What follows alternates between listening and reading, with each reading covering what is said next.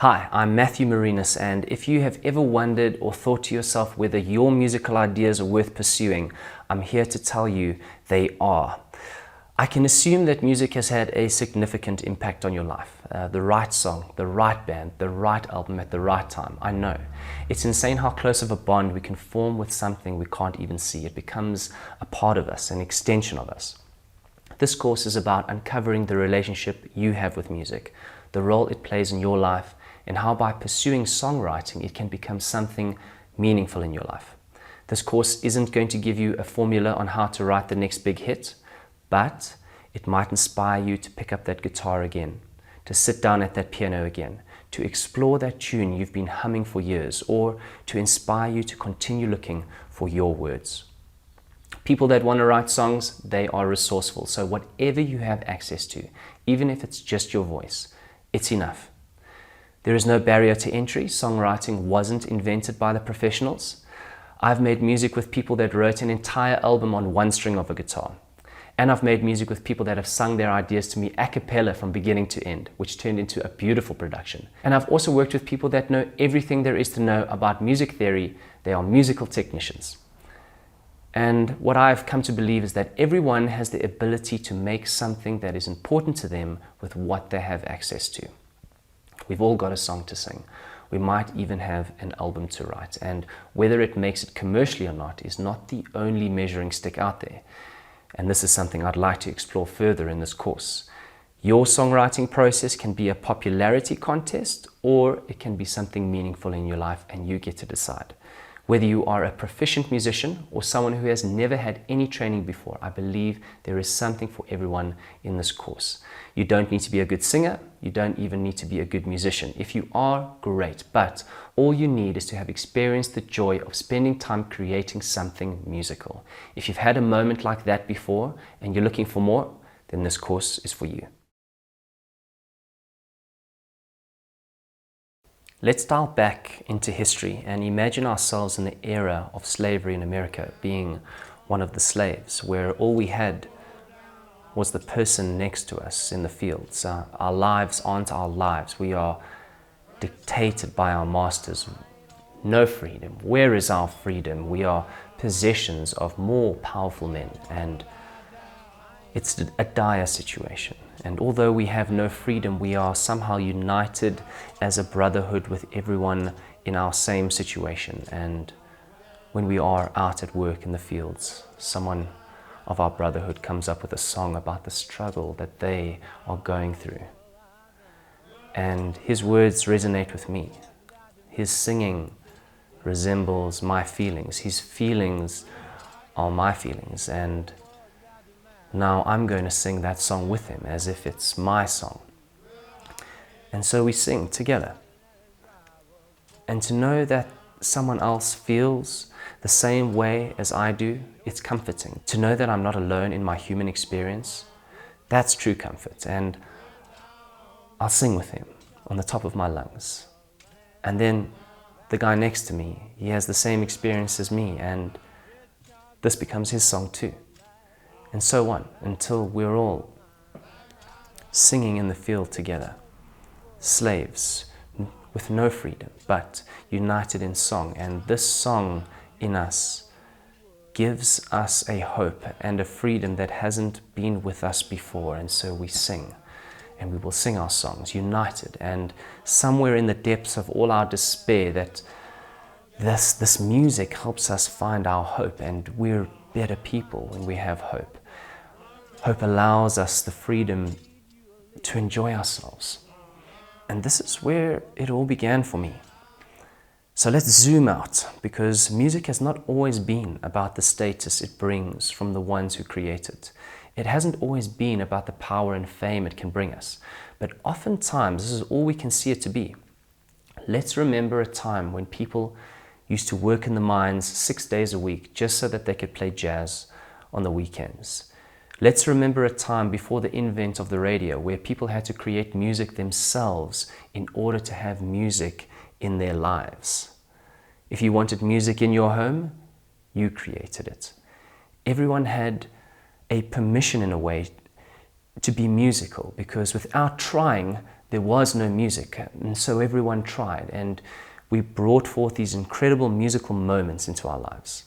And then came the invention of the radio. This meant that music could be brought into the home without anyone having to create it themselves. And now we had no need to create our own songs. We could rely on other people to do that for us. The radio would play and we would listen and enjoy. We no longer had the need to create. And with this invention came the invention of pop stars. Money and production were pumped into the few individuals that would entertain everybody in the world. And these were the entertainers of the era. This was the birth of the music industry. And as the music icons and industry exploded, the mystery of how music was made became greater and greater. And the everyday person perhaps kind of lost touch of how to create it themselves. With going back and remembering how slaves used music to help their lives, I come to the conclusion that music started off about being about community, and now it has become about how viral your song can become. If you research songwriting tips on YouTube, you would think you were researching a get-rich-quick scheme. We need as many people in the world to love our song. That's the goal. World recognition, to have my name down in history so I can say, yes, I'm a good songwriter. See, we have a natural tendency these days to impose on ourselves that if we take on songwriting, we can only consider ourselves successful in it if we eventually earn money from it. If we enjoy singing, well, then we have to earn money from it in order to prove that we are good at it. We need this marketplace value return in order to breathe and say, yes, I'm a good singer. Now I believe that what I make is worthwhile. We can come to think that we're only a musician if we earn money from it. These are some real thoughts that I've battled with. And deep down inside, I've known that I've had this romanticized view about making music. And the pursuit of it has led me to a new perspective that I'd like to explore with you further. So here is the basic model of what happens in a typical musician's life. They find a musical idea, or a musical idea finds them. Number 2, they develop this idea and spend time crafting it into something they're happy with. Number 3, they record the song. Number 4, they release the song through Spotify, Apple Music, and sometimes to radio stations. Number 5, then comes the promotion of the song and possible video, where they pay for PR, public relations, in order to spread the word further via online bloggers, magazines, influencers, playlist curators, and social adverts. And number 6, oftentimes they need to promote the song and music live, which means getting a live act together, rehearsing, finding a booking agent, or booking the shows yourself, making sure that you have the right sound requirements, and oftentimes promoting your own shows to family and friends so that the word spreads through them to other people, and hopefully more people will come to the next show so that you're able to start paying back the money that has been invested in paying for the song, the video, the PR, the band members, the radio plugging. Then the cycle starts again as you create your next song or album and you begin the process of putting everything in place once more. As you can see, this is a very difficult process to find yourself in, and one that can quickly cause you to measure the value of what you're creating only from how much commercial success it receives. Your focus becomes about your efforts in recouping your money that you have spent on creating your brand, and your focus shifts from creating music to monetizing your music. Your focus can shift to how do I make something that more people will like, and your process can then start leaning towards creating things that will be a commercial success, because you need this to start creating forward momentum as you have invested a lot of money. And I've been caught in this process, and perhaps maybe you have too. Your focus shifts from making music that you feel is important, and you start making music you think other people will like. Maybe because then your brand can grow. And you find yourself in a position where your work is only validated when it is first validated by other people, when other people tell you it's great. Only then you can allow yourself to place value on it yourself. We end up believing that only when we make a living from it does it validate our work in the world. And there is a difference between making music and making a business out of your music. Choosing to write songs does not mean you have to sign up for everything that goes along with being a full-time musician and a songwriter. It is a hard job. And in my opinion, golfers have it right. The majority of golfers play golf because they enjoy playing golf, not because they are working towards earning money from it. It's an activity that brings them personal satisfaction, and in social settings, people can talk about their stories of their rounds of golf. Songwriting and music has a slightly different social context. I have found that most people are unsure on how to react when someone talks about having written a song. A usual reaction is to pose questions that inquire about the professionality and commercial successfulness of the endeavor, and this can leave any songwriter questioning whether what they are doing with their free time is worth anything. Maybe you've been there before. I certainly have. These interactions might even light a fire to achieve some commercial success, so that those social interactions will go a little easier because you can prove to them that what you do actually has value. But if we're not writing for the charts, if we're not writing for the fame, and we're not writing for the fortune, then what are we writing for? You're writing for yourself. And the question is that enough? It might be enough, or it might not be. We're all here for different reasons, but it's good to know that you have the choice. For those that choose to create certain things for yourself, remember this: the process of creating is your gold, not the product.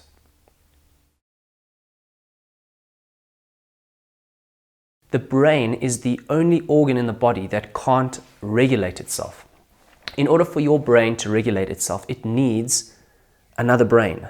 And what I mean is that the brain needs to communicate with another brain in order to bring order to its chaos. That's why it's so beneficial to talk about the complications we experience in our life with other people, because no matter who you are, whether you are rich, poor, good looking, not good looking, life is always complicated, and it's the degree to which you can bring this chaos in your life into order and understanding is the degree to which we can experience happiness and peace somewhat. That's why the practice of therapy, which is essentially being able to talk about how you experience this chaos in your life with another person, it really, really helps people. Because once you have communicated it, you are then able to have clarity on it. And this helps you bring it into order and move through it. And this progression is really powerful and nourishing. I have found writing songs has a very similar effect on us. The process of songwriting helps people to process their emotions. It's a tool for self-discovery because the writer goes in and has to ask questions of themselves. How do I really feel about this? And get to the real bottom and the nitty-gritty of it. And hopefully the writer has 100% judgment-free space in which they can start unpacking all this chaos inside of them. They get to spend time finding the words that represent their feelings and try get closer and closer to painting an external picture of what's happening inside. So they take all this unorganized information and feelings on the inside and they place it in an organized and oftentimes beautiful thing on the outside. The process of songwriting can help process pain. It can also expand your joy and excitement. It creates self-awareness and self-acceptance. It can mature a person and it can help people have confidence in what they feel. Songwriting is a process of understanding yourself. It's a process of giving your soul a voice. Have you ever had the experience of telling someone about your favorite track, music, or band, and you can see that the songs that you're talking about means as much to them as it means to you? That they've somehow had a similar experience as you while listening to this music. If this has ever happened to you, you probably felt a deep connection with that person straight away and wanted to write them into your will. It's nice to be around people that share in the same musical taste as we do. It's really comforting to know that we are not alone in our human experiences. I'm sure we've all been on the other side when someone has asked us about our musical taste and we start revealing a few titles and you just know that everything you say is landing in a desert of aloneness and isolation and death. And we have to decide whether we actually like these people or not because our musical tastes are so different. But when you find someone or a group of people that share in your excitement for the music you like, there is a feeling of unity and togetherness, which is really awesome. And it's amazing to be able to talk about how important this music is to us in our lives, because when we talk about it, it really cements our connection to it, and we start acknowledging the impact it really has on our lives. And once we really appreciate and honor the role it plays, we become grateful for all these songs that have defined our lives. And through this process, we open ourselves to experiencing more of these moments, which is what we want. Have you ever chosen a playlist for a party or a get-together?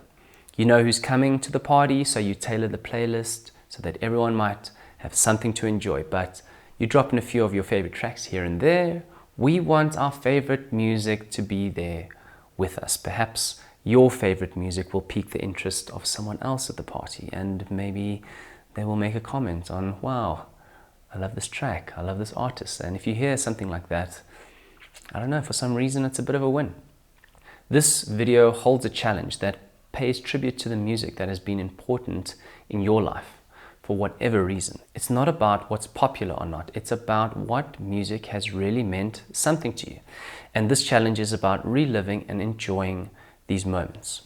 How it works is that you need to identify at least 5 songs that have meant something to you. It could be back in time, it could be recent, but put all these songs onto a playlist and set a time and a date for yourself to listen to these tracks and talk about the memories that come flooding in and why this music was important to you. Now, I find this more impactful when making a video, so it might be something you want to consider. The video camera creates a sense of occasion. Now, if you're going to create a video, it's important to make the video for yourself. Every time I put on the camera, I pretend I'm only talking to a future version of myself. I'm only looking for his approval and nobody else's. Because it's important to feel free in these moments, to be able to fully explore the depths of this experience and to be able to verbalize it in a real and honest way. In the resources, you will see a YouTube clip of the one I made, so you can get an idea of what this could be for you. It's not about being cool or being perceived to be cool. It's about getting down and getting real with your experiences of music in your life. Now, I want you to imagine that you're about to have a baby with someone you love. Whether you are male or female, just imagine your respective role. You've been waiting 9 months in anticipation. You're all set. Everything is prepared and you're ready for their arrival. You have been dreaming of what family life is going to be like. You are anxious but excited to see a little bit of yourself in this brand new human being. The day arrives. They're ready to come into this world. The tension builds and then it releases and your baby is here, safe and sound. And as you see them for the first time, it's a spiritual moment. You hold your baby for the first time, you look into their eyes and you say,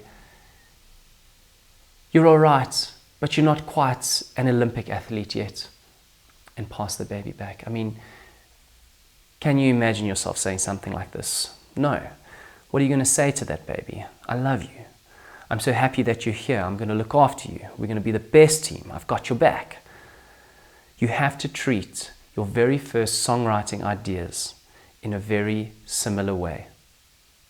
Protect them, care for them, and take care of them like they were a newborn baby. Their survival depends on you. You need to know that your very first musical idea that you come up with is always right. Always roll with it. It is important to gain confidence in your own ideas, and that comes from rolling with the first idea and never doubting it. As a songwriting teacher, when I have someone in the room playing me their very first idea, and when this happens, it's like time stands still for me. It's something that I just absolutely love. And whatever that song idea might be, the goal is to assist them to grow in confidence in their own ideas. We build their idea, not change it. Because the first idea leads to the next, which leads to the next, which leads to the next. And this is the process. And it can only happen if the writer starts to believe in their very first ideas. Once a person starts to gain confidence in their own ideas, that's a different story, because then we can start becoming objective about what we're creating, and that's a maturity worth aiming for. And for many professional musicians, they are way past that. For those of you that have ever been a parent or grown up with younger children around you, you will know that a child is beautiful at every age and at every stage of their life. And this is true for our musical ideas too. Let's give them the care, the attention, and the acknowledgement that they need at every stage of the journey. When we begin our journey of writing songs, we want to know, is it any good? And I'm here to tell you, yes, it is. Anything that excites you and makes you feel a little more alive, it's good and worth pursuing. Now, playing our songs to other people to see what they think can be an exhilarating or completely devastating experience, and anything in between. Because deep down inside, we want to see if other people feel the same way about our creations as we do. This is why playing our songs to other people can be a tricky experience to navigate, because everyone grows up seeing the world differently and everyone has a million different taste variations. So you need to be quite astute about who you play your music to initially. Some people know how to recognize the benefit of songwriting in someone's life, irrespective of whether the song is in their taste or not, and some people can't. If you do play someone a song and it's a negative experience, try not to ask them again. They just don't know how to react to someone creating something outside of their taste bracket. So try find a safe place in which you're able to find a thread of positivity in the act of sharing your creations. A thread of acknowledgement at the very least, because your future ideas depend on it. And that is the main reason why I made this course, to somehow virtually create a safe place for you to express yourself and for you to grow in the confidence of your own ideas, because the first idea leads to the next, which leads to the next. But if you can find a space or a person in the real world, even better. Just remember, growing in confidence in your own ideas leads to a unique and amazing life. I wonder if you can relate to the next few statements. You know how you can't fully talk about your heartache to a certain friend because they've had a worse heartbreak than you, so you downplay it or you don't bring it up around them. You want to talk to your friend about how hard things are right now, but they've had it worse, so you frame it in a different way that is a little bit more palatable for them. You want to tell your parents about what's going on in your life right now, but you know they have certain expectations of you, so you leave certain details out as to not upset them. You want to celebrate your win with someone, but because they are going through a loss, you don't express yourself fully to them. You can't be excited for yourself. You give them what you think they're able to handle, but not everything of yourself. Our truth and our stories change as we communicate them to different people and different groups. We sometimes show different people slightly different versions and sides of ourselves. It's a natural coping mechanism for human beings in order to stay in community with one another. And some people do it more than others. I know I do. But when we write songs, we are most often left alone with our own truth, and we have no one that we need to frame our truth or stories for but ourselves. We get to express exactly how we experience it without concern of another. Songwriting is an incredible tool for self-discovery because it allows us the freedom to discover and express what we really feel. So if you're looking for a meaningful experience, be honest and write about your honesty, your opinions, your beliefs, the people that bring you down, the people that lift you up, the stuff you think is fake and what you think is real, that asshole that you hate, and that boy or girl that you've always wanted to notice you, the love you give and the love you get and the love you've always wanted to give and always wanted to get, your hopes and your dreams and all those conversations that you've had alone, replaying what you should have said to somebody. When all the airs and graces fade away, your real truth will be left standing, and that's your gold. If you're going to write it for anyone, write it for your future self. If no one decides to buy what we have made, does it mean it has no worth? Is our art a failure if it's not a commercial success? What about what we got out of the process of creating it? Now, if we don't count that, then we don't count life. This thinking, I'm sure, has robbed many people of the joy of just experiencing making music on any level. Music can be made into a business, but it can also be something that creates an immense amount of meaning and community in our lives. So let's first explore what it means to write music for yourself a little bit more. Now, when you are writing for yourself, there are absolutely no rules. You are free from any expectation of what you need to create. As long as you feel that you've gotten out what you needed to get out, it's done. If your song is 3 seconds, 10 minutes, a cappella, instrumental and orchestra, played on a bouzouki, featuring your son or daughter, a cover or an original, it's up to you to decide how and what you want to create. You don't have to worry about being new or being unique or using a melody from someone else or making sure you don't use that lyric that has already been used. The drive to always be new and cutting edge is not a factor. If your creations remind you of another song or artist, you don't have to throw it away. You can beg, borrow and steal from any track that gives you the feels and use it.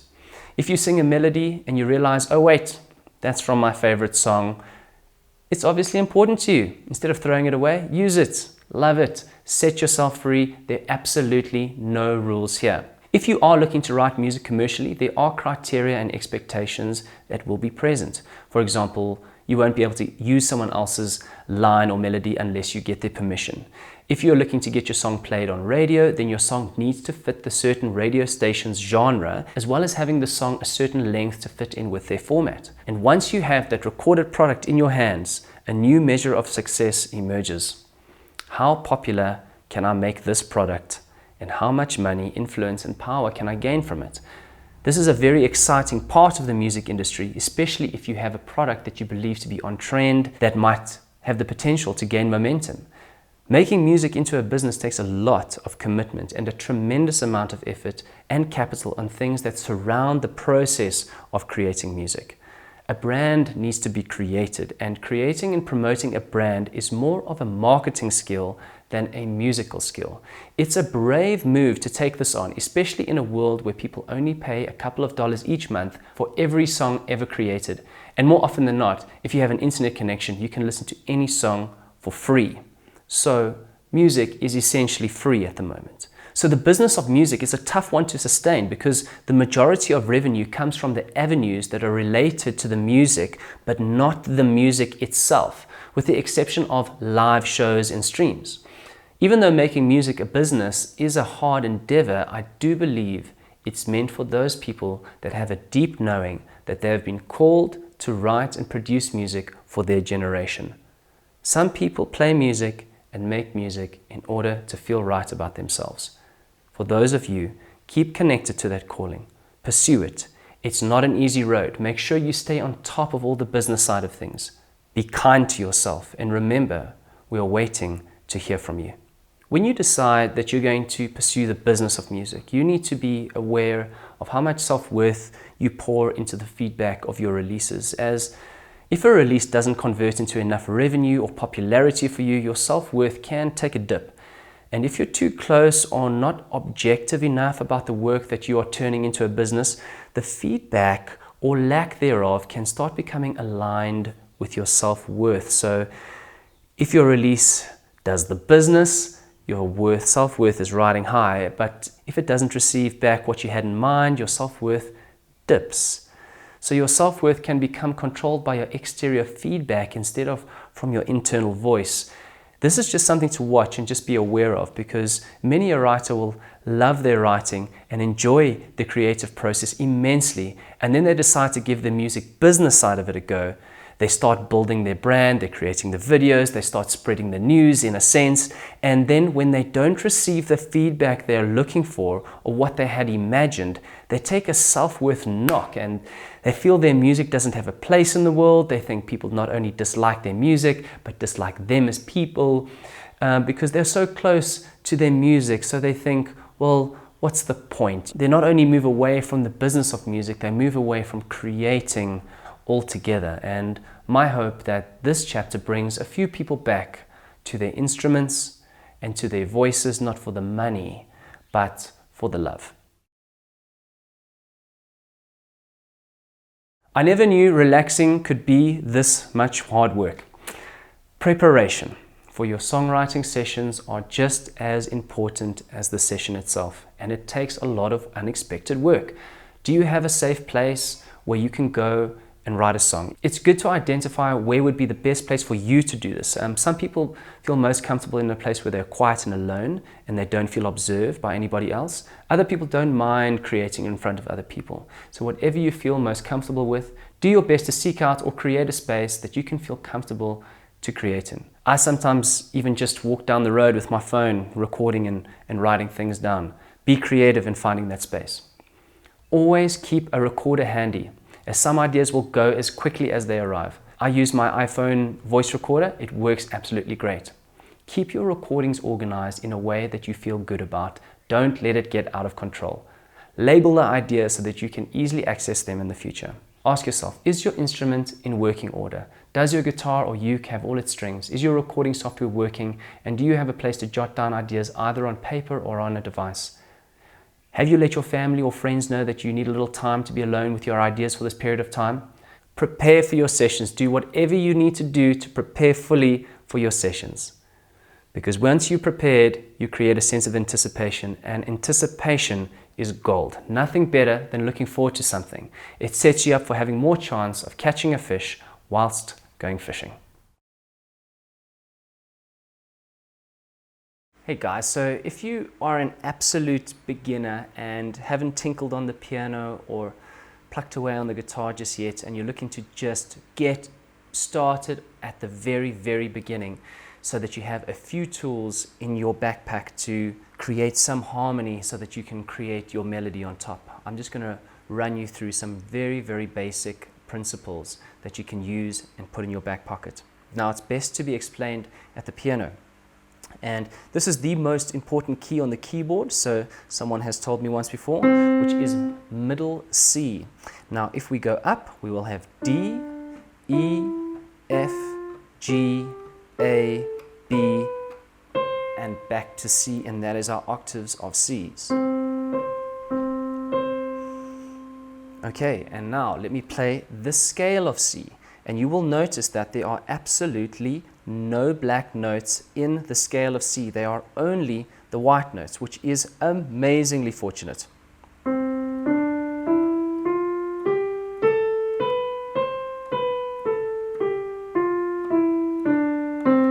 Okay, and now what I'm going to do is I'm just going to write down the notes in the key of C. We have C, D, E, F, G, A, B, and then returning back to C. And what I'm going to do is I'm just going to number them at the top. 1, 2, 3, 4, 5, 6, 7, and then back to C, which would go back to 1. And now, while I'm here, I'm going to square the first note, the fourth note, and the fifth note. These squared numbers, 1, 4, and 5, in any scale that you play, are going to become the major chords.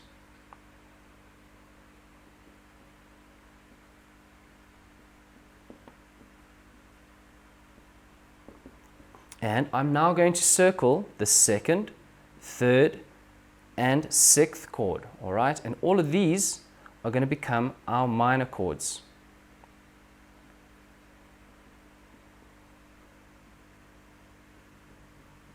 I've left 7 alone at the moment. It is a diminished chord, and we don't have to get to rocket science just yet.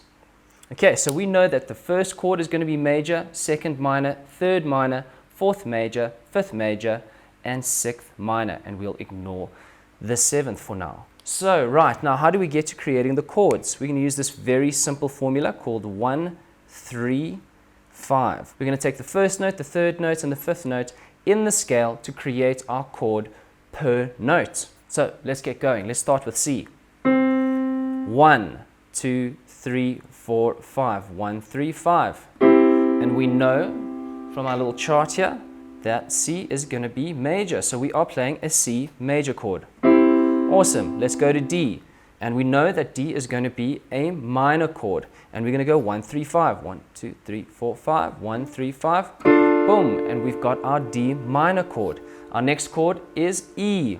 minor. So we're going to go to E minor. 1, 2, 3, 4, 5. And there's our E minor chord. All right, our next one is F major. You'll notice that it is the exact same shape, just moved up. F major. And then we've got G major. And then we've got A minor. Awesome. And just like that, we've got 6 chords to be able to use in creating our very first song. Now, what I like to do is when I'm playing a chord, like for example, if I'm playing C over here, I'd like to just accompany it with a C down there, 1 octave down. It just really adds just a little bit of bass. You will notice with all our major chords, the first chord, the 4th chord, and the 5th chord, which in this instance is C major, F major, G major. They've got a very happy vibe to them. Now if we go to our minors, which is our 2nd, 3rd, and 6th, which is D minor, E minor, and A minor, and that's got a little bit more of a darker feeling to it. So we've got these mixtures of majors and minors, and we can choose from these 6 chords in creating our first song. Okay, so let me just give you a quick example of how we could use this in creating a song. So for our verse, let's decide on using the chord numbers 1, 6, 5, 4. Okay, so number 1 would be our C major chord. Number 6, 1, 2, 3, 4, 5, 6. We know that is a minor chord, and that is going to be our A minor. 5, 1, 2, 3, 4, 5. We know it's a major, and that is our G major. And number 4, 1, 2, 3, 4. F major. Cool. And then for our pre-chorus, we're going to go 4, 5, 4, 5. So F major, G major, F major, G major. And then into our chorus. Let's go for something like this. 1, 5, 4, 1. Okay, cool. And that's going to be our C major. 5 is G major. 4 is F major. And back to the root C major. Okay, cool. So let's give this song a spin.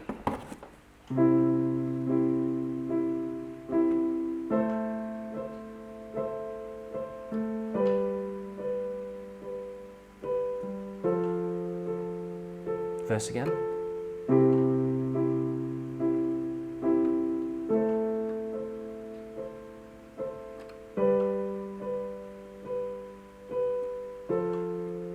Pre-chorus, stay on the 4.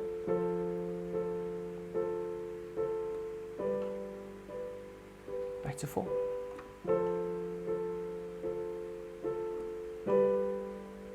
Chorus.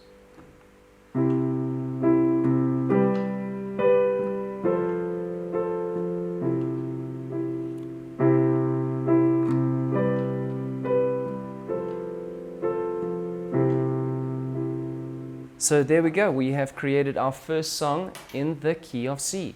Now, for me as a songwriter, the most important thing is just knowing which chords are available to me within the key that I'm playing in.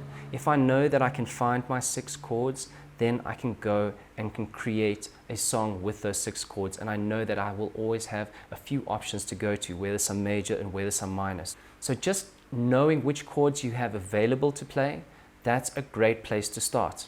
Now, just a few random tips. When you start your chorus, it's quite nice to start on the very first note of the scale. So in this instance, the key of C, always coming back to the C. That really helps to form some resolution. And ending a pre-chorus with the 5th chord, and in this instance, it would be the G major chord.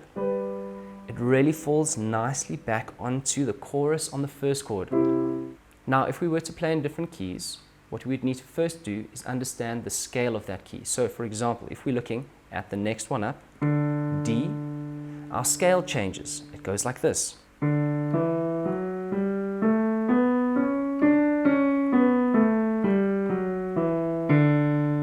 Now you'll notice that there are 2 sharps in here, the F sharp and C sharp.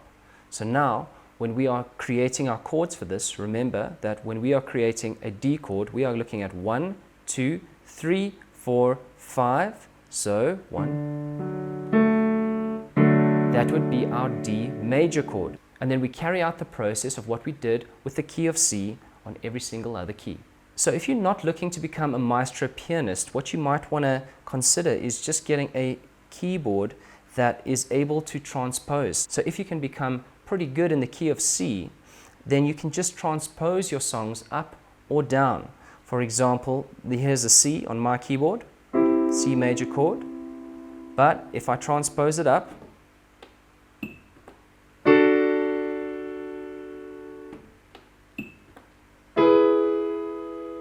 so I'm playing the same chords in the same places, but it's taking everything up. And that really helps when you're writing a song and what you're singing is actually sounding a little bit too high or too low for your voice. Then you can use the transpose button to get the key into a sweet spot on your voice. Now the next cool thing that I wanted to share with you guys is this awesome app that I found called Jammin, which is Jamn. And if I just go into it here on my iPhone, it's pretty cool. So at the top, we have our guitar fret, our bass fret, our keyboard, and our ukulele. Now, if I go back to the piano, because the piano is right in front of me, you will notice that I have all the notes available to me on this wheel. C, D, E, F, G, A, B. And you'll notice that they have a solid dot for 1, 4, and 5, which is our major chords. Now, if I click C, you will notice that it shows me how to play the C major chord, and it comes up there as well. And I can play it. Then, if I click onto D, I click over there, onto that little dot, it shows me the chord, D, F, A, D minor chord, E minor, F major, G, A, and there's your B diminished. So this really helps to be able to have a visual representation always at hand to know what chords you have available. So if you choose to play in the key of C, then you know exactly, oh, okay, I've got C, F, and G on my majors, D, E, and A on my minors, and I have them there in my back pocket if I'm looking for a next chord. And now I'm going to swap over to the guitar. And there we go. It shows us exactly how to play the C major chord on the guitar. So all you need to do is follow the fingering. There's your C major chord. Then if we click on E, there's our E minor chord. So this app really is handy, and I would recommend keeping this on hand every time you sit down to write a song so that you know what options you can jump to. You can then also change the key if you'd like. If you want to play in D flat or D or E flat or E or F or G, and they will have a visual representation of what the chord can look like either on your piano or your guitar and what it sounds like, so you know that you're getting your chords right. A really great tool for writing on a guitar is this thing called a capo, because if you can get familiar with a few chords over here on this fret, what this does is moves this main fret up 1, 2, 3, how many times you want to. You can move it up to this fret here and you play the exact same chords, but it's in a different key now.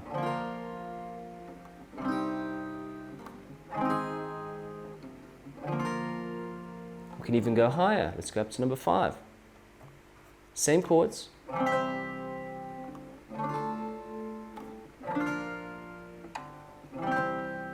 It's a really cool tool, so you can make sure that your melodies really hit the sweet spot in your voice. So there's just a little bit of theory to get you going with the very basics. Make it your own, come up with as many variations as possible, spend time with the instrument, whether it's piano or guitar, and figure out your own little things and see what flavor you can bring and what kind of communication you have with the instrument. And if the music theory side of things really interests you, dive into that, see how many tools you can put in your back pocket and how that impacts your songwriting process. Okay, so the best piece of songwriting advice I ever got, I was 23 years old. I was down in Cape Town playing percussion in the pit of a musical theatre show, and one of my friends was down there, and he owed me a favor. He owned a studio, and he said, as an exchange, why don't I come and record a song with him at his studio, and then we would be square. So I obviously jumped at the chance. I took a few days before, and I was working on my song that I was wanting to record, and I loved everything about the track that I was going to record, except I couldn't get this bridge happening. I just couldn't get a good bridge happening. So I actually went into studio slightly unprepared, and I said to him, listen, here's my verse, my chorus, I think it's happening, but the bridge is not really happening, and yeah, I'm sort of stuck there. So maybe let's get going with the verse and the chorus and get to the bridge. We'll cross the bridge when we get there, so to speak. And he said, no, let's not do that, Matt. You need to write your song before you come back here. And I've got a piece of advice for you. He said, you're going to go home and you're going to sit down and you're going to say to yourself, I'm about to write the best frickin' bridge imaginable. I'm about to do it. I'm about to write the best bridge I have ever written. And then you're going to write the bridge, and then you're going to bring the song back. And it sounded so simple, but I did that. And I got myself into a state of, yeah, I'm going to write the best bridge I've ever written. I am going to write the best bridge. And I did. I wrote something that I was really proud of, because I went into the session with this really, really positive attitude and like sort of affirming myself that I am going to do this, and I just had more chance of writing a better bridge. And I've taken that advice with me always. So I hope you take it and use it with your songs too. I've had the opportunity of writing songs for other people and artists, and I find it to be a brilliant and fulfilling exercise. My approach to it is to first find out everything I can about the person or artist I'll be writing for. It's important to understand everything you can about this person so that you can start to understand what is important to this person and how they see the world. And when I go into a writing session, I try to embody them as much as possible and pretend to be them and let my ideas flow from this point of empathy. In certain circumstances, I was able to help other people find their own words, and I really enjoy this experience. You might enjoy it too if you have a strong sense of empathy and understanding of other people around you. Thank you for spending this time with me. I look forward to hearing from you and hope that you go on to create something that is important to you. And if you have a sense that you've been called to write music for this generation, strength and perseverance. Until next time, cheers.